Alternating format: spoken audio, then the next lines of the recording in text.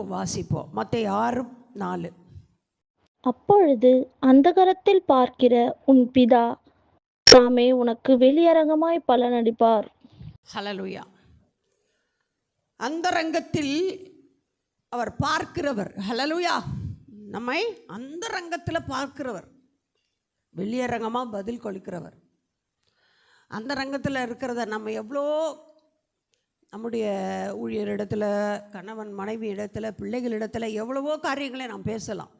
ஆனால் கர்த்தர் இந்த மாதத்தில் சொல்கிறார், நீ என்னென்ன உன்னுடைய அந்தரங்கத்தின் கிரியைகளுக்கு இந்த மாதத்தில் நான் பதிலளிக்க போகிறேன். அது வெளியரங்கமாக பலர் காணும்படியாக எதெல்லாம் நாம் சீர்பட வேண்டும்.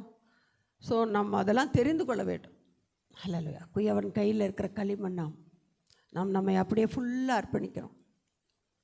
அங்கே முதலாவது சொல்கிறாரு, இருதயத்தின் நிறைவு வாய் பேசும்.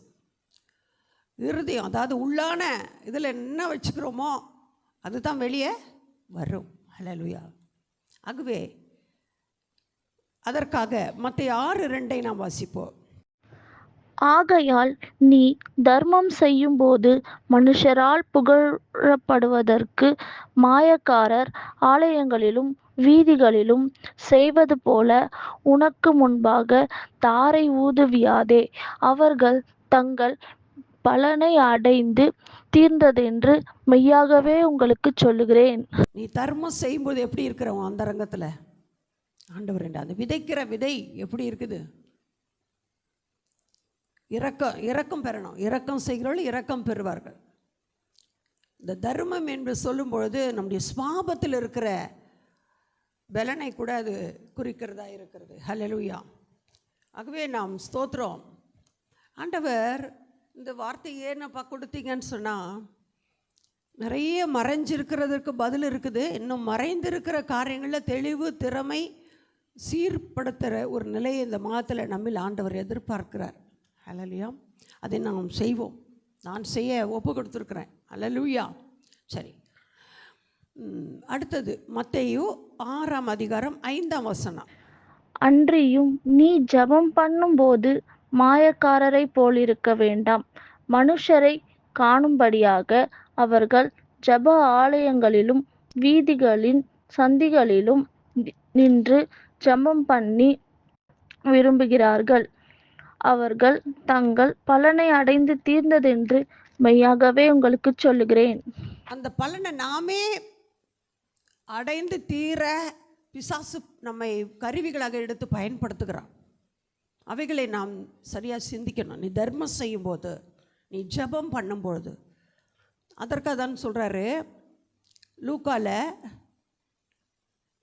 எடுத்து வாசிப்போம். அன்றியும் தங்களை நீதிமான்கள் என்று நம்பி மற்றவர்களை அற்பமாய் எண்ணின சிலரை குறித்து அவர் ஒரு உவமையை சொன்னார். வெளியரங்கமாக பதில் வர வேண்டுமென்றால் உள்ளான இருதயத்தில் பலவிதமான சிந்தனை. நான் முந்தியெல்லாம் சொல்லுவேன், நீங்கள் அறிந்தீங்களா இல்லையான்னு தெரியாது. நம்முடைய உள்ளான மறைந்திருக்கிற உறுப்புகள் என்னது? ஸ்தோத்திரம். மூளை, ஹார்ட்டு, கிட்னி. இந்த கடைசி நாட்களில் அந்த மூளை, ஹார்ட்டு, கிட்னிக்கு நிறைய பிரச்சனை வருது. நல்லா யோசித்து பார்த்தீங்களா? செல்லை பார்த்து சிந்திக்கிறாங்க, சாப்பிட்டு ஸ்தோத்திரம் என்ன பண்ணுறாங்க? ஹல்லேலூயா. இருதயத்தில் காரியங்களை வாயில் தானே சாப்பிட்றோம்ல. ஸ்தோத்திரம். இன்றைக்கி காலகட்டத்தில் நிறைய நோய்கள் ஏன் வருது அப்படின்னா, ஆண்டவர் அதுக்கு தான் அழகாக நிறைய காரியங்களை எச்சரிப்பாய் சொல்லியிருக்கிறார். ஸ்தோத்திரம். ஆகாரம் வச்சிருக்கும் போது கத்திய தொண்டையில் வைன்னு சொன்னார். வாசி மகள அதை. 2 மனுஷர் ஜெபம் பண்ணும்படி தேவாலயத்துக்கு போனார்கள். ஒருவன் பரிசேயன், மற்றவன் ஆயக்காரன். பரிசேயன் என்று, தேவனே, நான் பரிகாரர், நியாயக்காரர், விபச்சாரக்காரர் ஆகிய மற்ற மனுஷர்களைப் போலவும் இந்த ஆயக்காரனைப் போலவும் இராதபடியால் உம்மை ஸ்தோத்தரிக்கிறேன். வாரத்தில் 2 தரம் உபவாசிக்கிறேன். என் சம்பாத்தியத்திலெல்லாம் தசமபாகம் செலுத்துகிறேன் என்று தனக்குள்ளே ஜெபம் பண்ணினான். ஆயக்காரன் தூரத்திலே நின்று தன் கண்களையும் வானத்துக்கு ஏறெடுக்க துணியாமல் தன் மார்பிலே அடித்துக்கொண்டு, தேவனே, பாவியாகிய என் மேல் கிருபையாயிரும் என்றார். அவன் அல்ல, இவனே நீதிமானாக்கப்பட்டவனாய் தன் வீட்டுக்கு திரும்பி போனான் என்று உங்களுக்கு சொல்லுகிறேன். ஏனெனில் தன்னை உயர்த்துகிறவன் எவனோ தாழ்த்தப்படுவான், தன்னை தாழ்த்துகிறவன் உயர்த்தப்படுவான் என்றார். தன் கிரியைகள் நிமித்தம் திருப்தி அடைந்தவனாய் தன்னை உயர்த்துகிறவள் எவளோ அந்த ரங்கத்தில் அவர் வெளியரங்கமாக பதில் கொடுக்கவே மாட்டேன்றார். ஹல்லேலூயா. இதற்கு என்ன அப்படி செய்யணும் அப்படின்னா, ஞானம் நமக்கு தேவை. ஞானம், கர்த்தருக்கு பயப்படுதலே ஞானத்தின் ஆரம்பம்.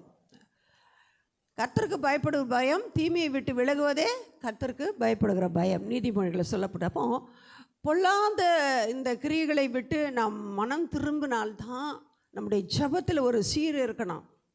நம்முடைய செயல்களில், நம்முடைய நடை உடை பாவனையில் நமக்கு ஒரு சீரான காரியம் இருக்கணும். உள்ள ரொம்ப எண்ணங்களில் ரொம்ப கொடூரமாக வைத்து கொண்டு வெளியில் பேசுகிறது, தட்ஸ் நாட் குட். நம்ம எல்லாத்துலையும் சீர் பண்ணுங்க. ஸ்தோத்திரம், ஹல்லேலூயா. ஏன்னா இனி ஒருத்தர் வந்து நமக்கு போதிக்க வேண்டிய அவசியம் இல்லை. பரிசுத்த ஆவியார் நம்மோடு கூட இருக்கிறார். நம்ம சொல்லும்போது நான் நல்லா தான் ஜெபம் பண்ணுறேன், நான் நல்லா தான் கொடுக்குறேன், ஆனால் கூட இந்த ஏசப்பையன் எனக்கு பதில் தரல.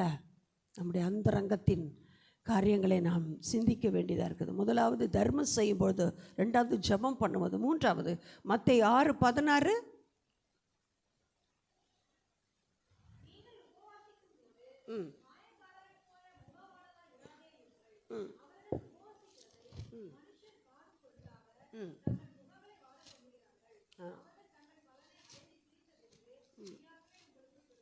ஸ்தோத்திரம். அதுலேயும் சொல்கிறார் பாருங்க, நீ இப்படி பண்ணினா உனக்கு நீயே திருப்தி அடைஞ்சிக்கிற.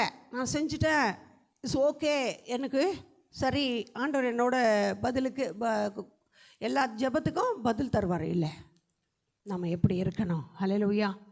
நம்ம எப்படி இருக்கணும்? முன்னால் 15 சொல்கிறார், மற்றவர்களுடைய தப்பிதங்களை மன்னிக்கணும். உபவாசிக்கும் பொழுது எப்படி இருக்கணும்? ஜெபிக்கும் பொழுது எப்படி இருக்கணும்? தர்மம் செய்யும்போது எப்படி இருக்கணும்? அந்த ரங்கத்தில் அதை குறித்து மார்க் 7:21 நமக்கு நல்லா தெரியும். சரி, இந்த உபவாசித்தலை குறித்து சொல்லும்பொழுது விசுவாசத்தோடு செய். எதை செய்தாலும் நீ விசுவாசத்தோடு கர்த்தருடைய கரத்தில், அதாவது 6:16 நான் மத்தேயு 6:16 வருகிறேன்.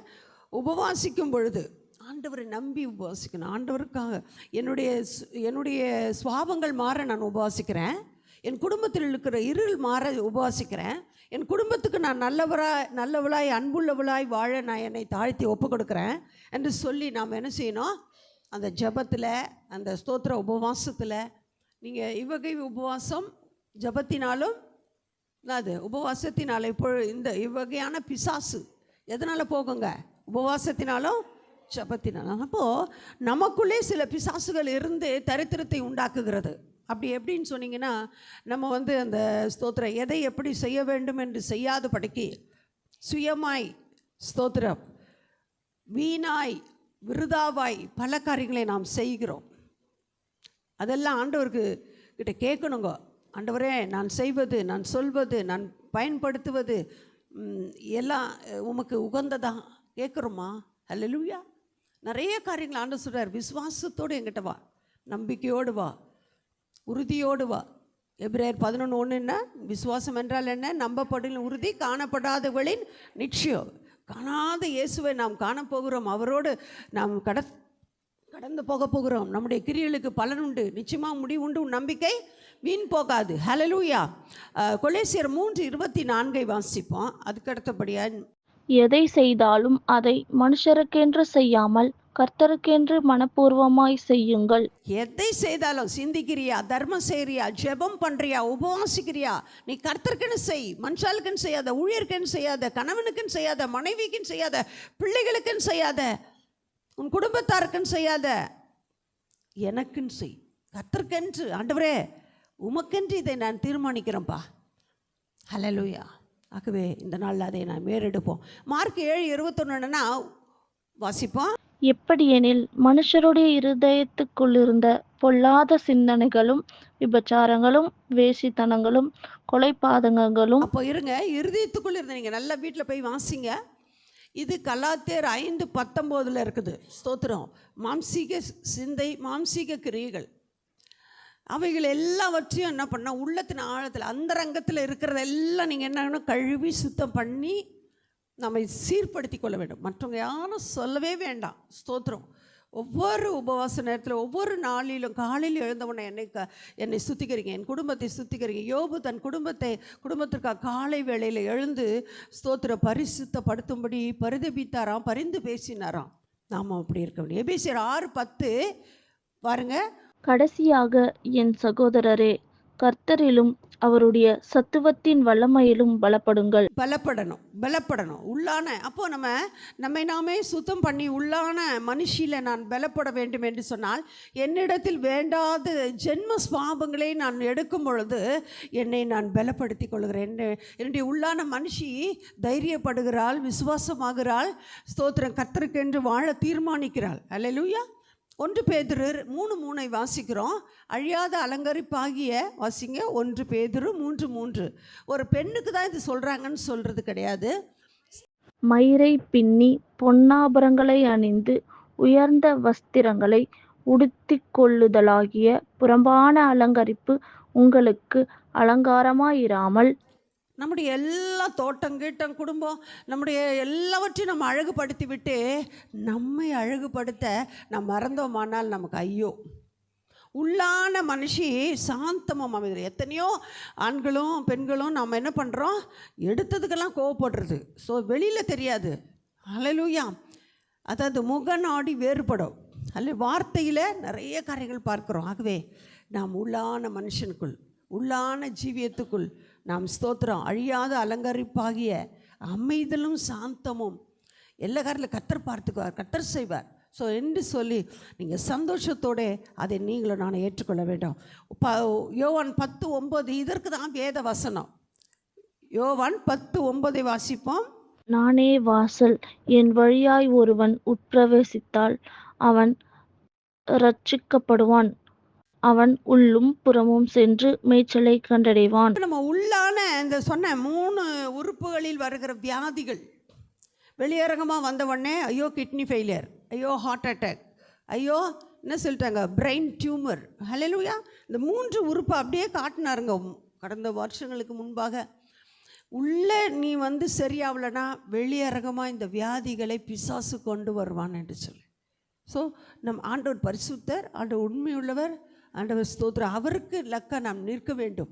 இந்த மாதத்திலிருந்து நாம் 7ஆம் மாதம் பரிபூர்ண மாதத்தில் வந்திருக்கிறோம். நம்மை நாமே ஆண்டவருக்குள்ளாக உள்ளும் புறமும் உள்ளான ஸ்தோத்திர வசனத்தை வச்சு வெளியான வாழ்க்கையில் நாம் நடக்க நம்மை தீர்மானிக்க வேண்டும். உள்ளான மனுஷன் ஸ்தோத்திரம் அது உள்ளும் புறமும் மேய்ச்சலை கண்டு அடைவான். ஸ்தோத்திரம். இப்போது மேய்ச்சல் என்பது வெளியான ஆசீர்வாதம் கிடையாது. ஏமா அவங்களுக்கு ஒன்றுமே கிடைக்கல, அவங்க அந்தரங்கத்தில் தெய்வத்தோடு உறவாடுவதில் குறைவுள்ளவர்கள். ஸோ தெய்வத்தோடு தீர்மானித்ததை நிறைவேற்றாதவர்கள். ஹல்லேலூயா. நாம் நிறைவேற்ற வேண்டும். ஸோ கடைசியாக நான் ஒன்று சொல்லி முடிக்கிறேன். 2 கொரிந்தியர் 4:17-18. மேலும் காணப்படுகிறவைகளை அல்ல, காணப்படாதவைகளை நோக்கி இருக்கிற நமக்கு அதிசீக்கிரத்தில் நீங்கும் லேசான நம்முடைய உபத்திரவம் மிகவும் அதிகமான நித்திய கன மகிமையை உண்டாக்குகிறது. ஏனெனில் காணப்படுகிறவைகள் அநித்தியமானவைகள், காணப்படாதவைகளோ நித்தியமானவைகள். பார்க்கறதெல்லாம் அழிஞ்சு போயிருங்க.